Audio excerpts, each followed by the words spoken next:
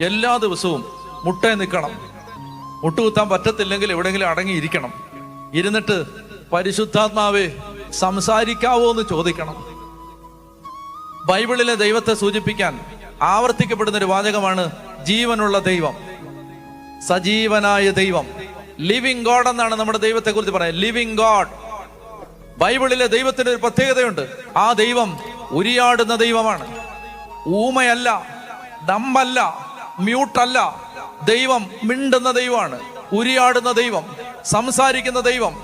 ആ സംസാരിക്കുന്ന ദൈവം ചരിത്രത്തിലുടനീളം സംസാരിച്ചതിന്റെ ലിഖിത രൂപമാണ് നിങ്ങളുടെ കൈകളിലിരിക്കുന്ന ബൈബിൾ. ആ ദൈവത്തിന്റെ സംസാരം നിലച്ചിട്ടില്ല. ആ ദൈവത്തിന്റെ ജരാനരകൾ ബാധിച്ചിട്ടില്ല.